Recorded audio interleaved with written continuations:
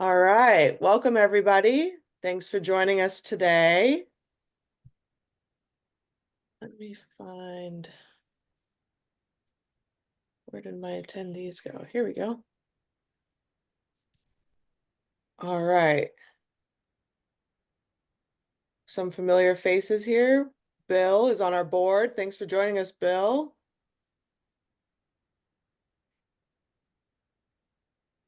I know Jim. I went to school with Jim. Nice to see you, Jim. Matt on my team. All right. Uh, We'll get started. Thank you for joining us today. If you don't know already, we are the Green Sports Alliance. We're a membership-driven organization, and we exist to leverage the power of sports to promote healthy, sustainable communities where we live, work, and play.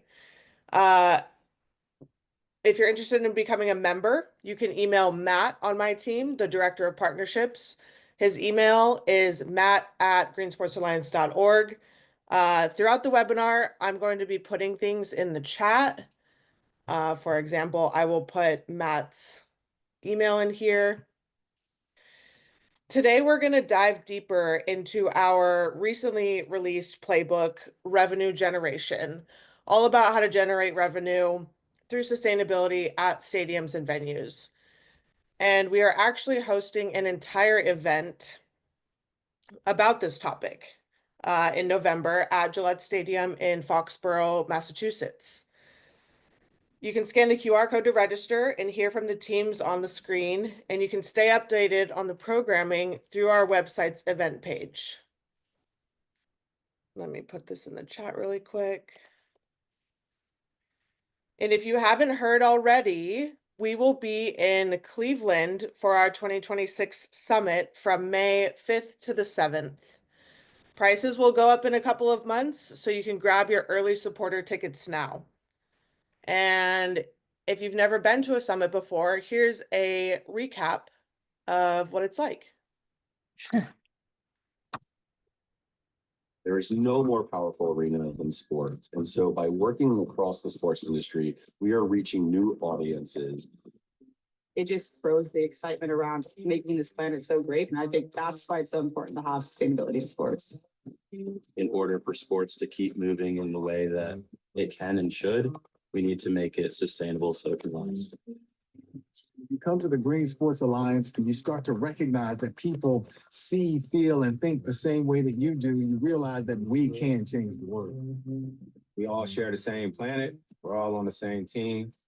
Let's continue to make this a better world.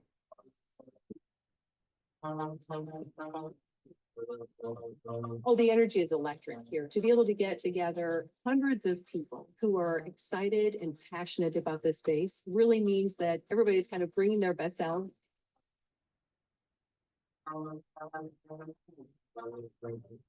Here, the excitement and the passion around people, you combine that with the passion that's already inherent in the sports industry, it just kind of brings everybody together in a meaningful way.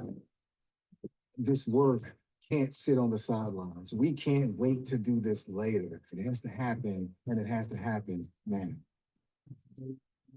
How do we move the needle forward? The game on is to educate. In order to meet those goals in 2030, that timetable, you have to get started. We got work to do. And I think that motivation, the spirit, is what it's about. It has to happen. And that's the sort of the energy around here, just like we come together and figure it out. What stands out to me the most is the commitment of individual people to not compete, but to share and learn from each other. We're here because it's eco, not ego. Something about sports. It's game on. And this game on, the Green Sports Alliance has given me a peace. It's like I'm with family.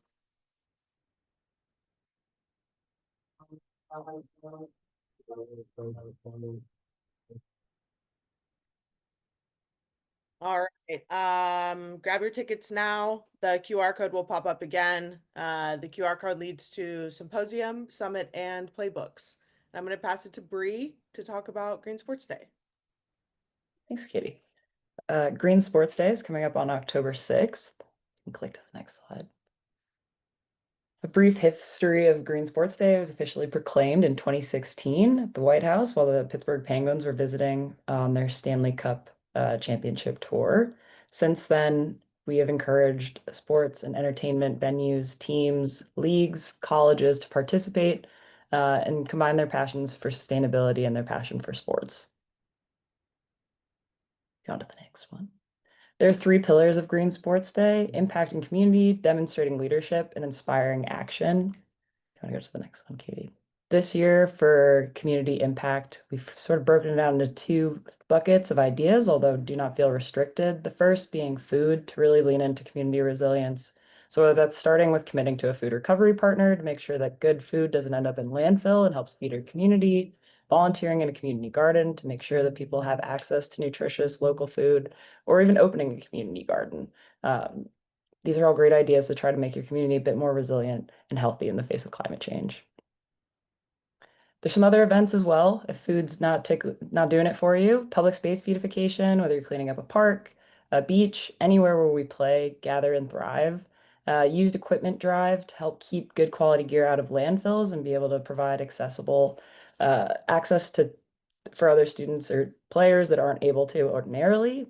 Or sustainability education. Host a sustainability tour at your organization and invite people in to see all of the great work that you're doing year round.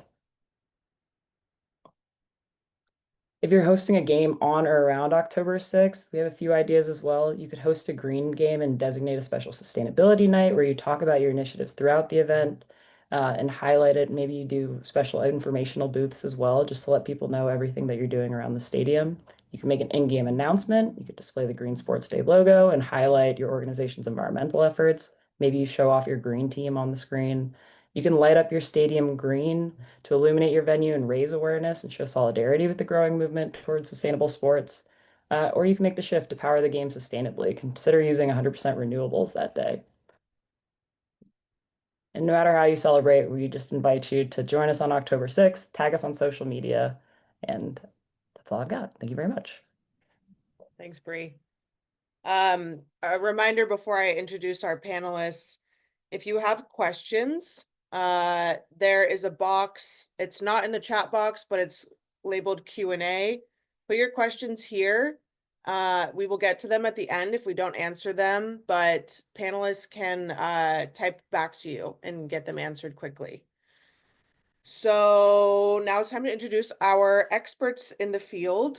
Welcome Mike Martin, founder and CEO of Our World, Radha Balani, managing partner at Think Beyond, Logan Waddle, sustainability program leader at Indianapolis Motor Speedway, and Rishi Jain, director of impact at Liverpool FC. And I'm going to pass it to Radha. Awesome. Thanks, Katie. Thanks, Green Sports Alliance, for having me. As Katie said, my name's Radha. Everyone calls me RB. I'm managing partner at Think Beyond. We're a sports and entertainment consultancy. Our entire vision is to empower sports and entertainment to become more sustainable, more impactful, and more valuable, which makes perfect sense for why I suppose I'm speaking here today. We're also able to contribute to the Revenue Generation Playbook, and I guess I've been asked today to put a little bit of context together as to impact partnerships and sport in the market. And I start by sort of bringing up the spectrum of the different ways that we bring investment into sport when we think about it in terms of impact. And so philanthropy has always been there, and philanthropy is about generosity. It doesn't actually require often a demonstration of impact as a result of it, and philanthropy will always be part of how people invest in things to make the world better. And then we got stuck for a while in what people call CSR, corporate social responsibility. So if we think about philanthropy as generosity, CSR is fundamentally about obligation. And when things get tight, when things get tough, those obligations get pushed to the side. So our premise is that we need to move from philanthropy to what we call shared value, which is when doing good is a business necessity in order to do well. And that's the context in which I guess I'm speaking to you today. And knowing that doing well and doing good at the same time are not necessarily bad things. So if we see sustainability as a business necessity, we're starting to be in a place where we are creating a proposition that is inherently valuable to us and to others. And I've got a few sort of stats to bring that together. Firstly, through the lens of rights holders. A bunch of different studies. There are sources for all of these. Feel free to get in touch if you want them. The first one comes from the Sport Industry Report in 2025. 36% of sport organizations see, so this is from a rights holder perspective, that sustainability is vital for their partnerships. And 85% say it's part of their commercial strategies, but not vital to it. We're seeing that 36% rise, and we're seeing it rise because there's a reason for it to rise. 72% of fans are saying they'll pay extra on tickets for a positive environmental benefit, that they know that that rights holder is doing that. That number actually increases the younger the age group goes, and the amount that they're prepared to put on top of the ticket price also changes. We're also seeing data saying that almost 70% of 16 to 24-year-olds expect sport to make a difference in the world. So if you're a rights holder, this is a business concern for you. This is a business necessity. And so if we are establishing our businesses in that way, suddenly what we're going to market with is about sustainability. But in order for that to actually come true, we also need to know that the brands, the people we want to partner with, that this is an area of interest to them. So if we hit on to the next slide, a little bit of data to bring that into context. I'm not going to read it all out to you. You can see it in there. But essentially, consumers care about this, and they're going to make decisions that if you're a brand, they care about what you're doing, and if you're doing it well, they are going to they're going to come to you. So if you're a rights holder, how do we bridge this gap of, okay, our fans have an expectation for us to do these things. It is good for our business to do it, and we can drive partnerships through it. And we've got brands saying our consumers care about how we show up in the world, the difference that we make. How do we bring these two things together so we can make a collective difference, i.e., how can the whole be greater than the sum of the parts? Now, I know that on this call, we're broadly speaking to more rights holders than we are brands. So from a rights holder perspective, how do you drive revenue? How do you generate revenue through your sustainability or impact credentials? Our experience is you need to lay some really strong foundations. And that starts with getting your own house in order, understanding how you are showing up for your people, your environmental footprint, your role in the community. There's no point in putting a purposeful partnership together with a brand if your insides don't look like the outsides that you're talking about. Your purposeful partnerships are going to be either unlikely at best and risky at worst. So the first thing we'd say, if you are seeking to drive revenue through your sustainability credentials, is make sure that they're robust. That doesn't mean you need to have done everything. That means that you need to have a strategy that's in place, a roadmap for the difference you want to make for your people, for the planet, for the communities. And our best suggestion is that you do that in a way that is robust and credible. And for us, that includes using the standards that are out there and have been externally verified. One of the ones that we like to use is ISO 2012-1, which is a sustainable events management system, but it works across organizations as well as the events that you run. If you do all of this, what you end up with is actually a suite of assets. And you could consider those assets being your goals, the things you want to achieve, why you want to achieve them, and your purpose in the world, why you care about all of this stuff. And I'll reiterate that you don't need to know how you're going to do it all. You need to set an agenda and say, I'm organization X, I care about this, and these are the 5 or 6, 7 things that we are going to do. With that, I think you're in a really, really, really good place to identify what your assets are so that you can go out to market. This is just like going out and creating any partnership. All we're saying is that the assets you're going out with are assets that are going to make the world a better place, whether that's a greener place, a more inclusive place, a more just place by bringing those two things together, and that you're going to drive behavior change across a larger group of people. And so How do you do that? How do you find the right partners?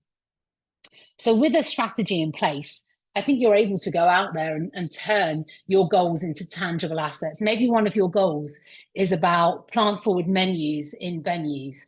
Maybe one of your goals is about converting your fleet to EVs, you know, so that as you move your events across to different venues around the country, around the world, you are reducing your emissions on the way forward. Maybe you have a goal around building diversity and belonging within your workforce. Maybe you have a goal around that within participation in your sport. Maybe your goals are around the programs you run in your communities that are shaped by your fans' needs. You're doing that to strengthen your existing fan base, or maybe you're doing it to grow your fan base where you under index. With all of those things, you have a suite of saleable assets. These are all things you are going to do. But you're not the only organization in the world that wants to achieve these things, right? Brands want to achieve these things. Other organizations are part of your supply chain that are going to help you achieve these things. So now you have an asset base, right? You've got a strategy. Your job is to turn it into that asset base. How do you turn that asset base into potential partners? I see it done in two ways. Number one, start with your current partners. You know, the best way to get new business is to grow your existing business. Get to know your partners over and above the relationship you have with them right now. What do they care about? What are they publishing? Have you told them what you care about? Are there ways that actually you can help solve each other's problems? And then when you're looking into the market, into your empty categories, into brand new categories, what are partners, potential partners, brands you're interested in? What are they publishing? What are they saying they're going to do? How are they actually doing it? How are they verifying it? And then suddenly you're in a place where you can look at overlaps of what you're trying to achieve, whether that's through an actual product or whether that's through a fan demographic, a consumer demographic, a market demographic. And that's your first conversation. That's really how we see revenue generation happening through sustainability, turning your existing plans into saleable assets. And they're sellable because they're helping a potential brand solve a problem that they have. Once again, that idea of the whole being greater than the sum of the parts.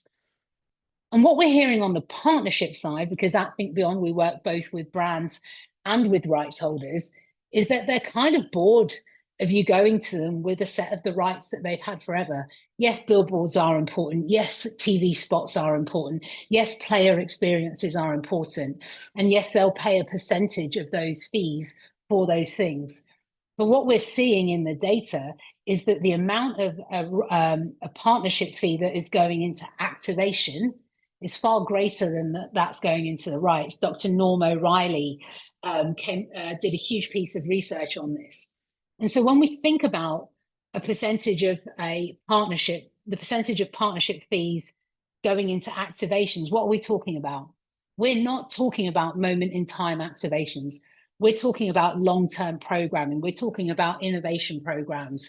And yes, there are moment in time activations that allow us to shine a light on the work that we're doing. But what we're really talking about is partnerships coming together where we're actually investing in change. That might be like some of the work being done by NASCAR and ABB, changing the infrastructure of recharge stations across the country so that more people have access to recharging cars, and therefore more people are able to actually own an EV without worrying that they're not going to be able to get anywhere. But also NASCAR can start to build towards changing their haulage fleet that's going across the country and reducing their own emissions. So it could be programming and activation in communities. It could be actual innovation for your sport and for your organization. And it could be a whole plethora of things in between. You know, brands want long-term sustained activities, not just these moments in time. They want to show up authentically. They want to show up visibly in your communities. But what I'd also add is that purpose doesn't need to be heavy. This isn't about being earnest. We can have fun with these activations. We can have fun with the way we communicate them. So look for opportunities to activate across innovation, across your infrastructure, across campaigns, and across employee engagement. Rights holders offering brand partners meaningful employee engagement opportunities is a key win for brands. They're telling us that that's what they want from you. That's something that you can offer in a way that so many organizations can't, right? What do we have? We have gold dust, we have our athletes, we have our events, we have our money can't buy experiences that really give brands a market differentiation and give you a differentiation with those brands. So that's what we know that partners want. Another thing that they want is great storytelling. How do we tell the stories of impact? And how do you tell them in ways that are meaningful? How do you embed them into your linear programming, your linear broadcast? And they don't just want to hear the big moments. They want the BTS content. They want to see athletes when they genuinely care. Yes, it is amazing when we get an athlete to go out and do a visit. But isn't it really amazing when we just get to spend time with athletes, really talking to them and understanding why they care about these issues? A big watch out here. Don't just put any athlete in here with a script. Get to know your athletes if they are going to be part of your sustainable partnerships. Make sure that this means something to them. That doesn't mean that you use every athlete. Some athletes don't care about this stuff, and that's okay. Not everyone has to, but I guarantee you start having conversations with your athletes, and I guarantee you will find the ones that have a passion. Maybe they've got young daughters. Maybe they grew up with sisters and they want to see gender equity. Maybe they have experienced the climate injustice of poor air quality in urban environments, and they care about changing that. They care about creating green spaces in urban spaces. Really get to know your athletes and allow them to be part of these activations in a way that is meaningful from them. And finally, how do you really make this happen is you work in partnership with your partnerships team. Don't just give them these assets. Go and talk to them about it. Help them understand how this helps them do their jobs better. Right now, our partnerships teams are incentivized for the biggest bucks. They're not incentivized for the best, most impactful ones. What I believe and what I think the data is showing us is that if you go for the best bucks now, they're going to be the biggest bucks later down the line. And if your partnerships team aren't incentivized that way, this is going to be hard for them. So you need to help them. You need to work in partnership with them to help them do that. And how do we really make sure this works? Well, we try to make it contractual, really build it into your partner contracts that this is how we're going to work together to make a difference, how you're going to solve their brand challenges and how they're going to help you solve your challenges as rights holders. Not just your challenges, though. How do you help each other achieve your goals and your ambitions? We've seen it happen. You're going to hear from one of the organizations we have a great privilege of working with. I very rarely speak publicly without saying that the greatest soccer team in the world is a Liverpool Football Club, and I'm a huge fan of them. So it's a great privilege that we get to work with them. And the biggest privilege is that they really care about this and they're doing an amazing job. We get to be in their corner, and you're going to hear a little bit about that later. But I hope that's given you a picture of the necessity for this to be part of your business as rights holders, the necessity for it to be part of a brand's business. And if we both need to do it, why don't we do it together, do it better, and drive greater results? And I'll hand back to Katie. Thanks, Rada. We have a quick question in the chat. Can you send the resources where you found these stats? And I'll send it along in the chat. And we're going to actually launch a poll right now. So for those of you who are firmly paying attention, there's a poll that should go up on your screen right now. There's 3 questions. The first one, can you guys see it? Can you see it? Mike Logan? Okay, great. How often does your sustainability team engage with your partnerships team? This is something that the Green Sports Alliance talks about all the time. Oftentimes there's a disconnect or they don't communicate at all. But we want to hear from you. The next question is, what challenges, if any, make that engagement difficult? So we want to hear about the communication between your partnerships team. And you probably don't have a sustainability team, but if it's just you, what is that communication like? And what feedback are you hearing from your partnerships team? So for all of your sponsors, are they interested in getting sustainability initiatives up and running? You know, do they want to? Do they not want to? Let us know. Some of these are short answers, so um, I think we'll be able to see them by the time everyone has answered, but I'm going to give it a couple minutes.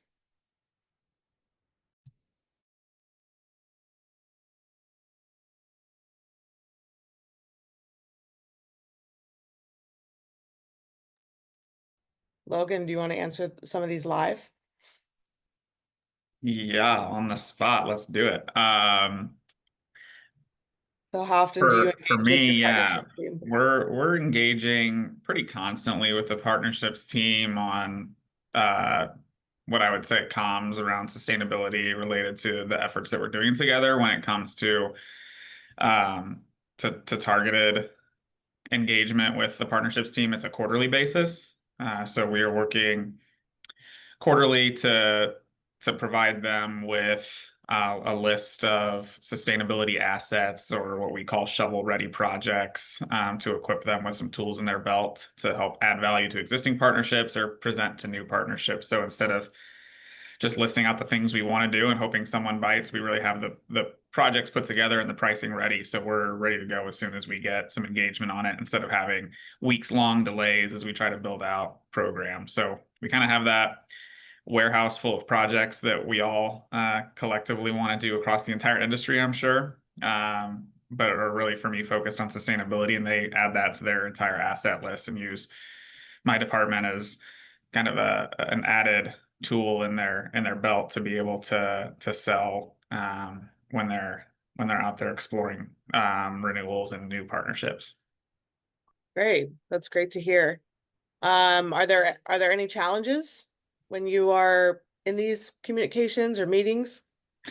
I think the overarching challenge of that almost anyone working in sustainability can relate to is funding. So finding the funding is the big piece, and for them, I think it's their job to be procuring these new partnerships, getting these deals signed, and finding the people that make sense for the right project. Right, you don't just want to have a, a random partner on as a sustainability as an official sustainability partner if it doesn't make sense for the effort of the initiative you need. So I think those are the big challenges, are kind of matching the parts and pieces together. And something that's really unique to IndyCar is that we don't own all of the venues that we race at across North America. And so in a lot of cases, we might have a partner that's really interested in joining on a food or beverage side, for instance, but there's a conflict of interest with the existing partnership at the venue that we're racing at. And so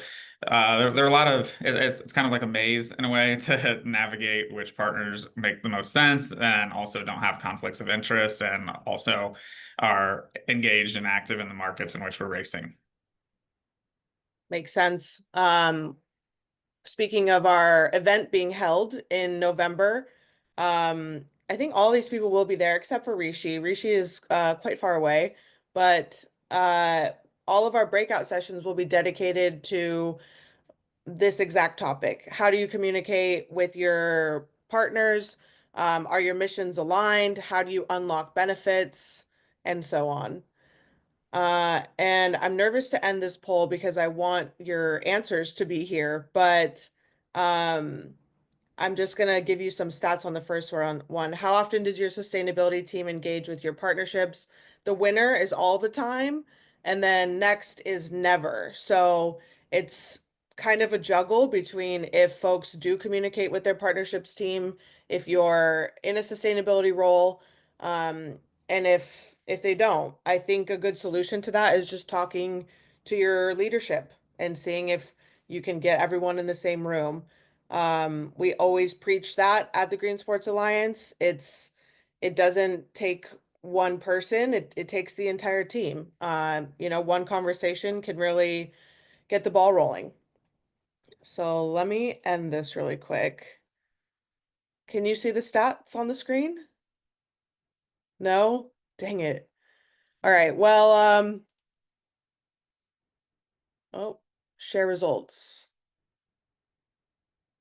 Did that work? Yeah. Perfect. Okay, so what challenges, if any, make the engagement difficult? Communication, lack of seriousness, establishing the line into CP, education. Um, I am going to put together a document and send it to everyone. It will be in your follow-up email, including this video, so everyone can kind of see what these results are. Okay, back to business. I'll pass it back to Rada. I think she's gonna tee up the next person. Sure thing. Thank you. So as I said, we are really lucky to be able to work with Liverpool Football Club um, on um, on their work in this area. And Rishi Jain, their director of Impact, is really spearheading the work. And essentially, hopefully, Rishi will be able to sort of share with you the journey that they've been on. So, Rishi, it would be great if you could introduce us to the Red Way, its role in your approach to partnerships, and then the impact you've had to date. Cool. Thank you, RB. I have to, firstly, thank you for having me. Secondly, hearing RB refer to us as a soccer team was a little bit odd, but I suppose I have to know my audience. So I'm Rishi Sorry. Jain. I'm Rishi Jain, Director of Impact at Liverpool Football Club, and I have the privilege of leading the Red Way. So the Red Way is our overarching sustainability program. As with many sustainability programs, we have three pillars. We refer to ours as people, planet, and communities. People is everything that we do around diversity and inclusion. So it's how we as a football club are representative of the communities that we operate within, how we take on our position as leaders, how we deliver campaigning pieces of content, how we really take on our role to sort of make the world a better place when it comes to diversity and inclusion. Obviously, it's such an important topic on a worldwide scale. Our planet pillar is what a lot of you on this call will be familiar with. It's our 2013, 2040 commitments and more around sustainability and carbon reduction and net zero emissions, etc. It's what we do around biodiversity, food, oceans, waste reduction, all the stuff that you would hopefully expect any really credible organization to do in this space. And then communities is a real mix and is very relevant to this conversation. So the first half of that is the incredible work of LFC Foundation. So we work in partnership with the foundation to report against their overarching statistics, and that's about engaging with 500,000 young people per season by 2030, which is incredibly amazing and hugely aspirational, but something we're really excited to support. And then the second half of that, and as I said, very relevant to this conversation, is how we work with our commercial partners. So all in all, we have about sort of 25 to 26 at the most, I think, commercial partners, emphasis on partners, because that's the relation that we have with them. Um, and it's my job to make sure that they actively align and engage with the Red Way across all that we do, not just in the values perspective, not just saying that this is a great thing to do and we're supportive of X topic, it's actually doing it. So my job is working with them and delivering long-term legacy programs which leave a real impact on our football club.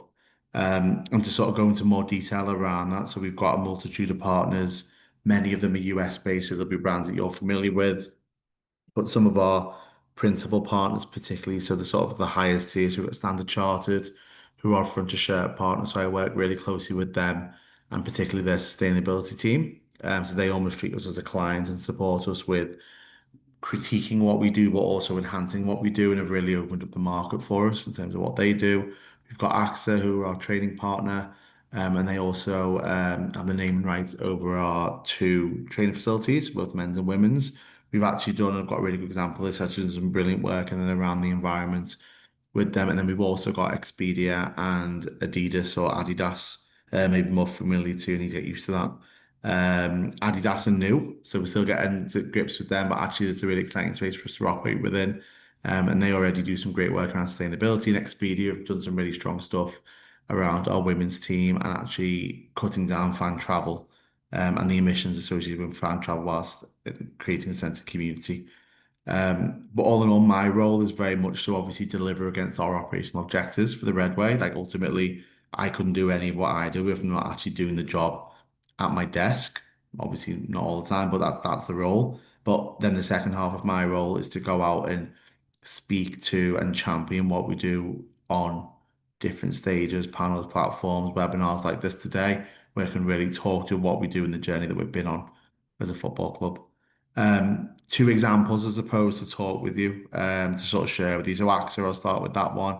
As I mentioned earlier, AXA are one of our principal partners. So when was it? In sort of January, February last year, maybe earlier than that, they came to us and said, we'd love to collaborate with you on World Earth Day. Obviously, everyone on this call knows when that is. And we want to do something on the oceans. And we were like, you know what? Great. Because actually, as a football club, we are aligned at that moment. We're aligned to 16 of the 17 UN SDGs, with the outstanding one being SDG 14, which is life below water. So after a lot of discussion with AXA, making sure it was right for both organisations, we delivered an amazing piece of content called Reds for Blue, and it actually involved players from our men's and women's first teams going on to a boat called the Tara Ocean Foundation's boat. It's an exploration boat where it goes into the Antarctic, pulls out water and looks at the water samples for life and microorganisms and plankton and all this amazing stuff that I don't really understand. But actually, we brought players onto that boat to learn about that alongside some school children from LFC Foundation. But obviously, creating a piece of content like that, where the football club is lending its voice and its most recognizable faces, not mine, but obviously of our men's first team and women's first team, to that cause, the impact of that was absolutely huge. It strengthened our relationship with AXA, which is it's a brilliant thing to do. But actually, we've come together ourselves, AXA, and the Tara Ocean Foundation to deliver a campaign which is complete dependent upon the other. Like we can't do that without AXA and the Ocean Foundation. They can't do that with us. So actually, it's a really strong relationship, but it's led to huge successes. So we're then able to say it's not the reason for doing it, but we're now able to say that we're aligned with 17 of the UN SDGs. And I do believe that we're the only football club who was able to say that, although we had to sort of be corrected on that and happy to be so. But also it's led to incredible opportunities. So it was in June, and we actually went out to Nice at the UN Oceans Conference and we talked about it there alongside AXA. And we spoke about the work that we've done, why we've done it, the journey that we're on around sort of ocean health and resilience and what we really want to achieve. So that is one example of where a partner's come to us who are already doing this work and said, look, we feel that you can add a huge amount of value, but we've been really honest and said, this fits in perfectly to the journey that we're on. When we're always talking about the Red Way, I think RB mentioned it before, we say that this is the journey that we're on. We don't really like to go look at us and celebrate our achievements. Obviously, we'd love to do that all the time, but you can't. I think we've got a lot of credit and authenticity and sort of recognition for actually saying this is where we're at in our journey and this is where we want to get to. Which for those of you, I think majority of you are from sport backgrounds, will know that that's not necessarily the norm within our organisations. I think sports tends to be we've launched a program 3 years later. Look at all the great things that we did. We tried to focus on the ups and the downs, and that's reflected in our reports and it's reflected in our sort of storytelling that we do. And that gets story sometimes is hard to tell, but actually we feel like there's a lot of value in telling that story.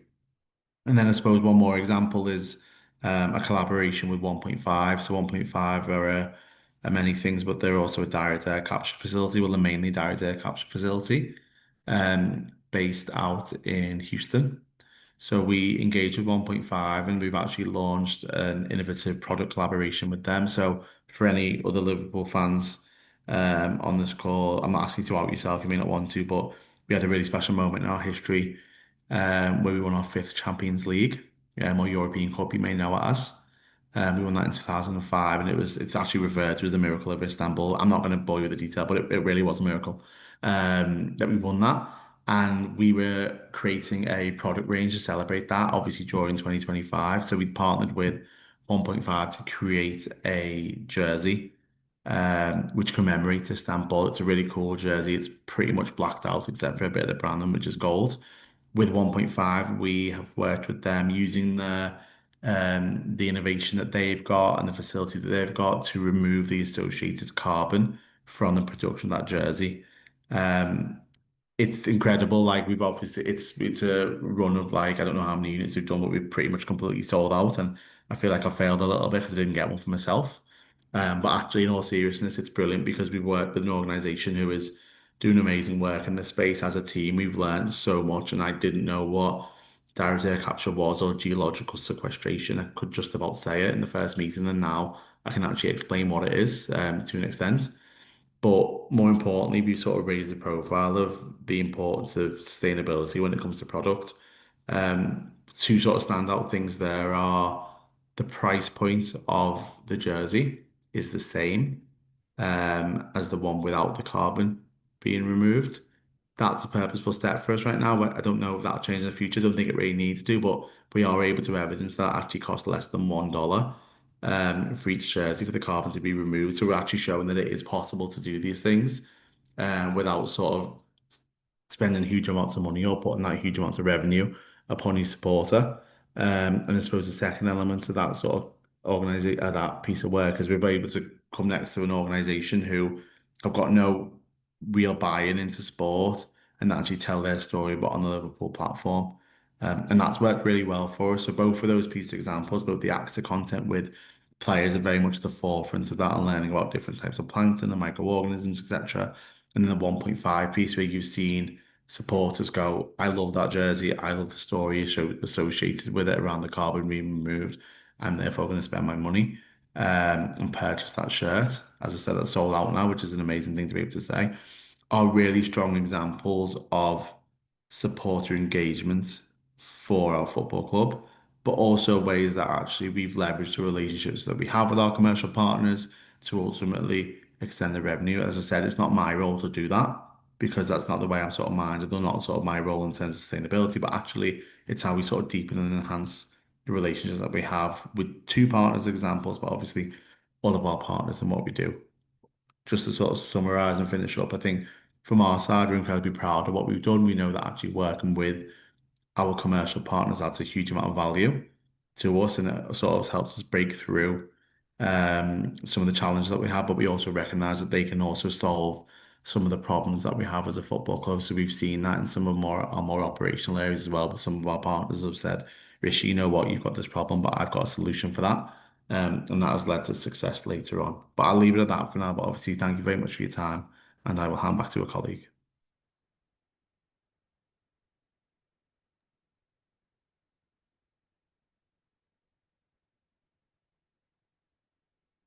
I think it's coming back to me. Yeah, Fab, fab. And I'm going to Logan, is that correct? correct. Correct. Awesome. I am on it, I promise. Thanks, Rishi. Always great to hear you. And I apologize, I said soccer. But I live in New York now, so I've got to grow up.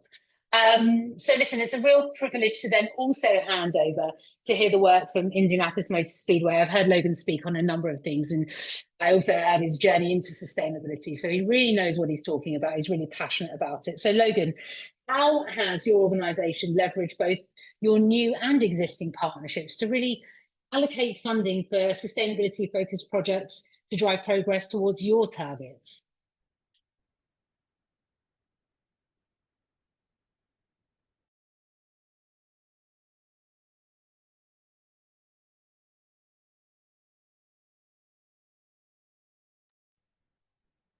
Logan, are you there? Are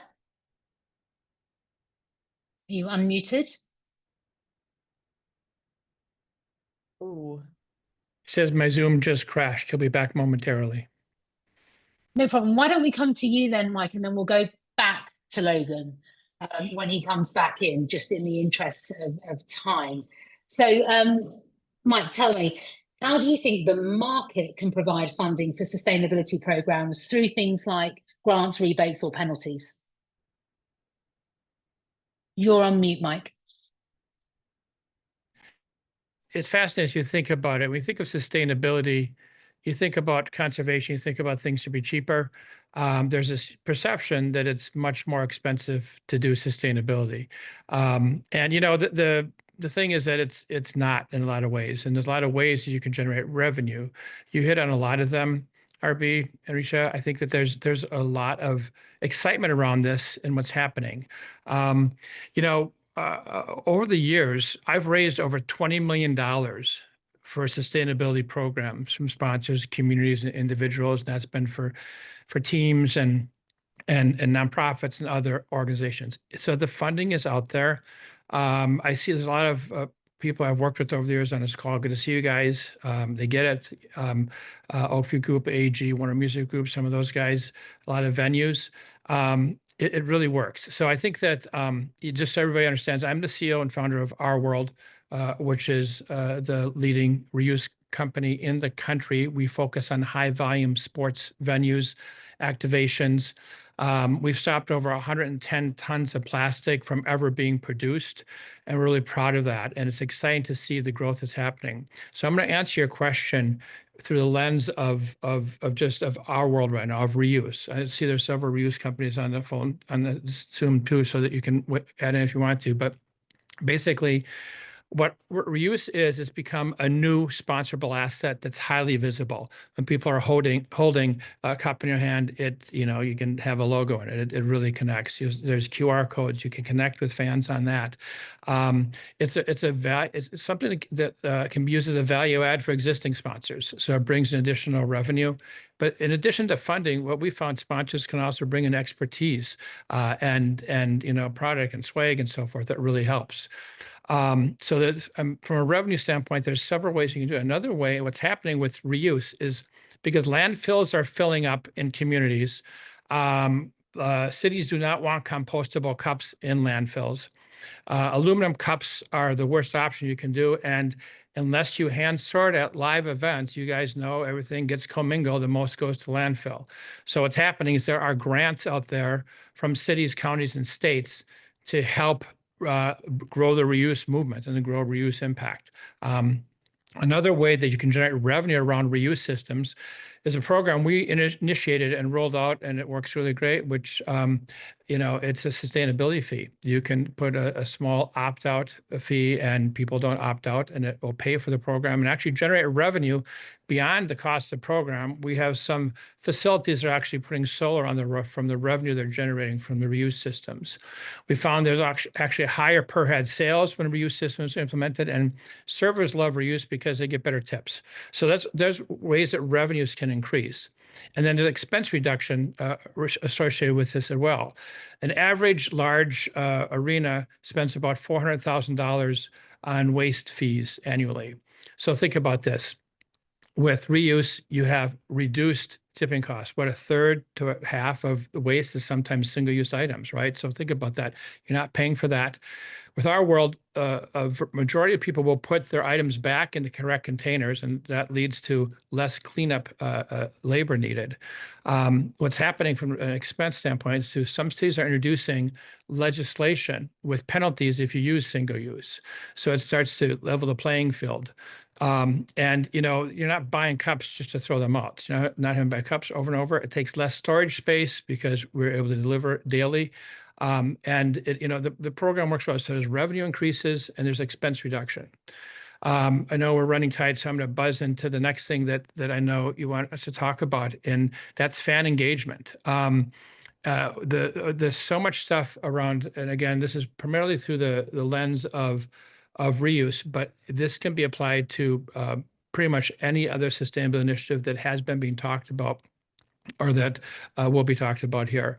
So gamification, that's a way to really engage fans. We do things like, if you collect 50 cups, 100 cups, you bring them to our booth, you get some swag. And it's amazing because it gets people around the venue looking at this is happening. This is not waste. This is something that we're going to be reused.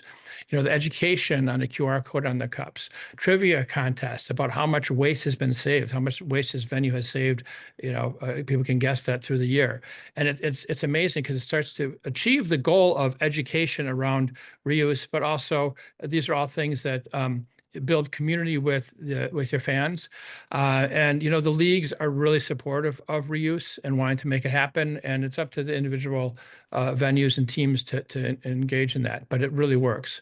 And then just beyond just sort of, through the our world perspective, there's a lot of other things that it can be sponsored. So many of these sustainability things can be sponsored. We did the Coldplay tour, for example, and, they have fans on bikes to generate electricity. That can be sponsored. The kinetic dance floors can be sponsored.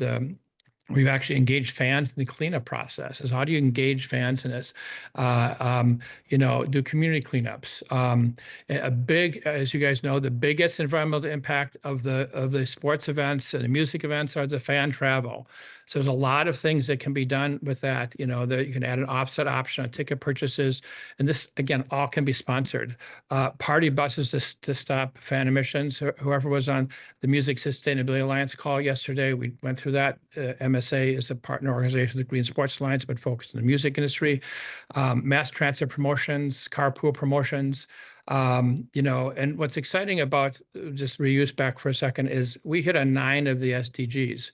So as you were talking, Rishi, about SDG goals and so forth, this really allows venues, besides all these revenue generation opportunities and expense reduction opportunities, it provides an opportunity to really have quantifiable, meaningful environmental impact. So thank you. I'll flip it back here. Did he not come back? Is Logan back? No, Hey, he's not. Logan, do we have you back? No, I think we lost him. Okay. So sad. Um, if any of you have questions for Logan, feel free to filter them through me. I'll put my email in the webinar chat. I know There's we're a question in there. I was starting to type it, but I'm happy to sort of answer it verbally if that's helpful. Yeah, yeah, let's go with cool. some questions. Margot has a question around, is it easier to work with a newer league like SailGP where you can embed purpose-driven partnerships within the DNA from day one, or with a legacy club like Liverpool that's over 130 years old, and that's challenging to adapt to existing models? And what I was typing back was actually saying that, Think Beyond have been lucky enough to do both of those pieces of work, both Liverpool Football Club and SailGPs. And the challenges are different. Challenges exist in both ways. I think the thing that makes the biggest difference that allows for success is leadership. Each of those organizations have leadership that believe in the importance of this in and of itself, and as a business necessity. And as a result of that, the ability to embed it into DNA, whether from beginning or to embed it into a changing DNA, comes from that leadership. And we see it at the top of both of those organizations. Yeah, it's interesting. From our world, what we see, we say that it seems like if you're over 40, it's impossible to do reuse, and if you're under 40, you have to do reuse. And it's somewhat dependent upon, as you say, the leadership. It has to come from leadership, but then it also is the individuals and the culture of the organization. It's much easier and great to start out from day one, but you can engage down the road, especially with leadership and especially with people who are passionate about sustainability. You're back, Logan. Yes. Thank you. Thank you for understanding, everyone, the technological issue. It's a joy, but I have returned. I had the pleasure of hearing all of Rishi's portion of the panel, and then right when Rado was turning it over to me, we had a little issue. But so, Michael, I'll have to watch again to make sure I catch up on your part. So listen, Logan, we've got about 5 minutes left. So I'm going to throw that Sure. first question back out to you. Tell us a bit about how you've leveraged both new and existing partnerships so you can drive funding towards sustainability focused projects that drive progress towards your own set out targets. Yeah, well, I think one of the things we learned early on in our sustainability journey, which, as most can imagine, we're a little bit behind here in the Midwest compared to around some other parts of the world. But we formed these roles and had a lot of ideas and had a lot of great discussion about where we wanted to head as an organization, and then realized we didn't have budget to do any of it. So how are we going to find the funding and really start releasing some of these projects to be implemented operationally that we needed to do related to waste diversion, energy reduction, transportation solutions, all things sustainability. And so when we started socializing environmental efforts and sustainability with our partners, helped us to really gather some interest of who has priorities, who has targets, who is already doing work, and how can we leverage those partnerships to do even more together. And so we got serious about it and said, you know, if you want to be an official sustainability partner with us, we want to write it into our contracts that we're going to allocate a percentage of the funding or the revenue from the sponsorship towards mutually agreed upon sustainability initiatives. And that's helped us out a lot across the board with solution providers. You know, we've had on the emissions tracking front, which is what we talked about in the Revenue Generation Playbook, NTT Data helped us to develop a platform that's tracking our emissions for us so we can use that information to quickly and efficiently make decisions on where we want to focus our energy and our funding next. You know, we have the 100% renewable fuel that we run in all of our IndyCar race vehicles across the entire series. We couldn't have done that without the partnerships that we have. And so when we talk about joining as a sustainability partner to help us with, you know, one of like the shovel ready projects, which we talked about earlier, that we're working closely with our partnerships team on, or continuing to do the things that we're already doing related to the waste diversion energy and emissions tracking. We're building those into the contracts to say, hey, here's what the funding is going to look like, and we want to agree upon these things, and then it holds each other accountable to make sure on an annual basis we're actually moving the needle in ways that we need to.